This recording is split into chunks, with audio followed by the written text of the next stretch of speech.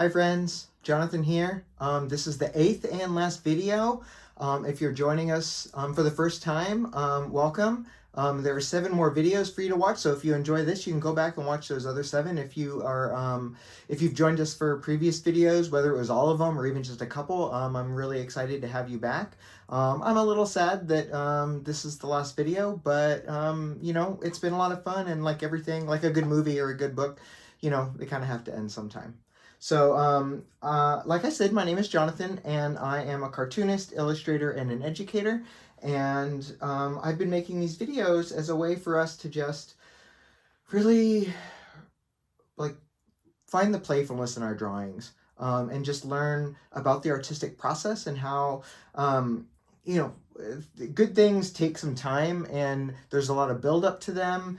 And I really just want us to loosen up and get away from wanting things to be perfect all the time. All right. And so to start every session off, what we do is we do a worry release exercise. And what that is it's going to be getting a piece of paper, something to write on, something to write with. And we're going to take a moment, take a breath,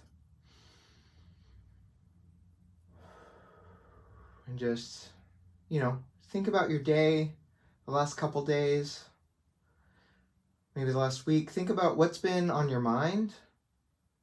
What's worrying you? What's giving you anxiety? All right? And let's go ahead and write them down.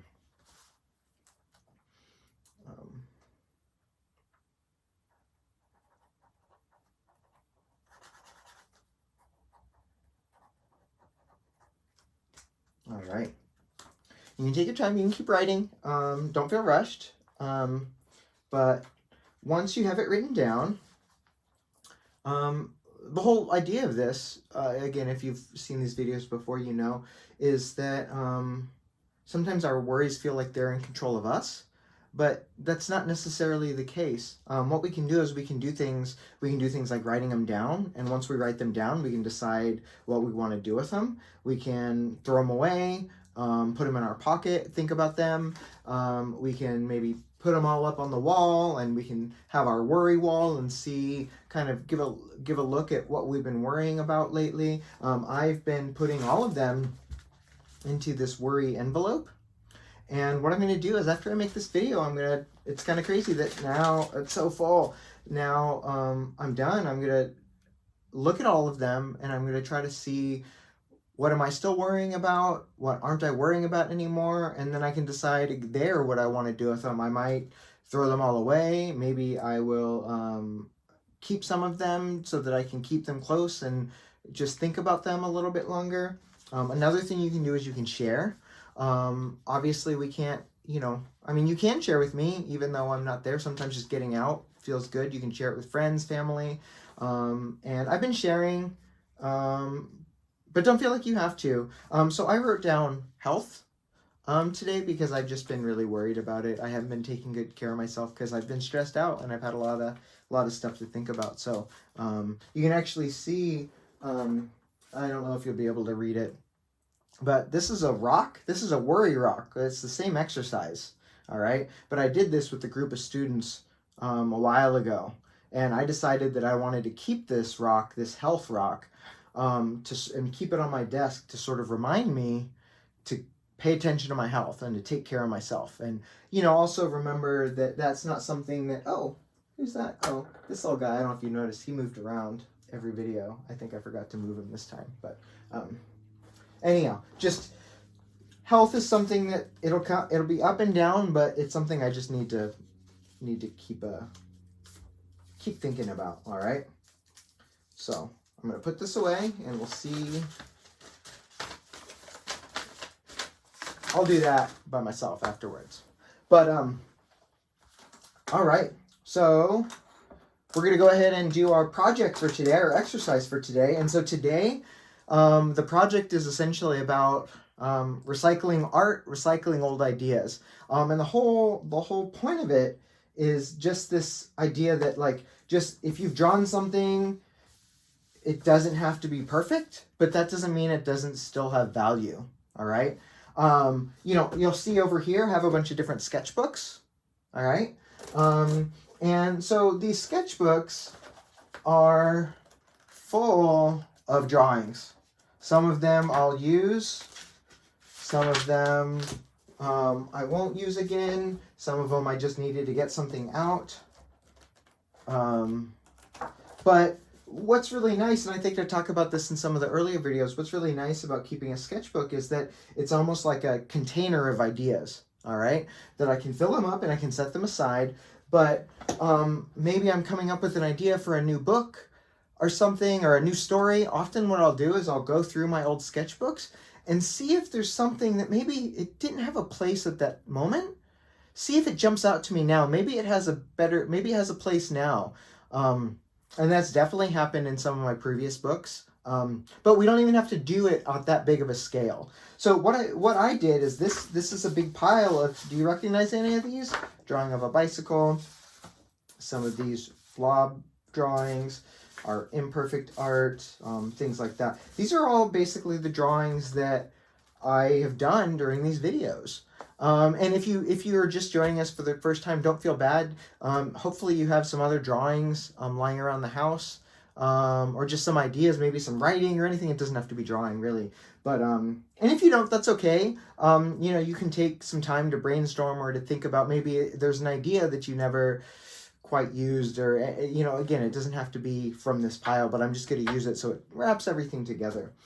But the idea here is that maybe we can go through these drawings that we did and we can see, was there something that I didn't like? Or was there something I liked but I didn't really have a place for it? Like maybe I want to take it someplace new. Or maybe I want to adapt it. Or maybe it could just be even, it doesn't even have to be recycling, like taking an old idea and making it a new idea. Sometimes it's just taking an old idea and being like, oh, I really like this, but I wish I would have been able to spend some more time on it. Now I'm going to redo that. Or maybe you messed up on one of your drawings. Maybe you'd like to do this. You just weren't happy with the way it turned out. You can always just redo that, which I think is a really good thing to remember, that a drawing doesn't have to be perfect and then it exists and then that's it. It's like you can always reuse it, remold it. And this goes for anything creative. Like it could be music you write, you know, a story that you've written, a poem you've written. But so that's what I'm going to ask you to do, is just take a moment. If you need to, you can pause the video, take a moment and look through the drawings you've done. If you have an old notebook or a sketchbook, you can look through those and see if there's something that maybe you want to rework. And it could be giving it new life, or it could be just fixing it. I think both of those are okay, right? So, and I actually wanted to show you something fun. There will be, let's see, let me find it. So, do you remember this exercise that we did? Let me get these in order. I don't want to peek. I don't want to show them out of order. Okay. So, do you remember when we drew these bicycles? Maybe you don't, but I think it was the third video. We drew bicycles from memory, and we realized that they maybe turned out a little wrong, but they also turned out a little right too. And that really conveying the idea of a bicycle is what was most important. So, what was really fun about this is, so this is an exercise that I've done before, but I found a product designer who online, and there'll be a link to this in the comments, or I guess the description of the video. But what it is it's this product designer who took bicycles, that poorly drawn, maybe not accurate bicycles. And sorry if the printout is weird and you can't see it, but he basically took bicycles that people drew and they weren't accurate. But what he did is he used them as inspiration to make real bicycles out of. And I don't think these are actually real. I think these are models, like constructed models. But you can see how he took something that was maybe wrong or goofy and gave it new life and turned it into something fun. All right. And so I just have one more example. So here's this one. And then let's look at how he turned it into a real bicycle. All right. So I think this is just this is a really, really good example of this. But it doesn't have to be as cool as this. Just to keep the video I don't want you to have to sit and watch me draw for 20 minutes or something. So what I did is I kind of went through here and I looked at some of these things. And, you know, I think I didn't really look at the stuff we did last time because that's kind of finished. I looked kind of at these random doodles that we did.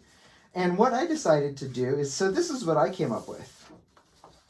I came up with this this drawing of this muscle guy, kind of like Arnold Schwarzenegger from the Terminator, riding a little tricycle. Because I think I really liked the goofiness of this drawing, of the big chin and the buzz cut. And then I also had a lot of fun drawing a bicycle. And I think what I did is I looked at it and I thought, these are two things, you know, because I think when I think of the Terminator, I think of him driving that motorcycle and being real tough. And so I didn't have a motorcycle here, but I really liked this bicycle drawing. And I was like, how funny would it be if the Terminator was riding a bicycle? And then I was like, you know, it'd be funnier is if he wasn't riding a bicycle, if he was riding a tricycle. And so that's kind of where I came up with this. And so, again, you can actually, I don't know if you can actually see in the video, but here, again, I did that underdrawing. I didn't just go straight to drawing this drawing. I built up to it, and you can see I didn't do any sketches this time because I wanted to just kind of be freer with it. But I still did this underdrawing, and then I inked over it. And now, what I might do is, because I actually had a lot of fun using some of these different tools and playing with them when we were making our imperfect art, is now I might... I think I'm just gonna I have all my paints and stuff out, but I'm like, oh, you know, I guess I could use the colored pencils, and maybe I'll kind of go through and I'll color this.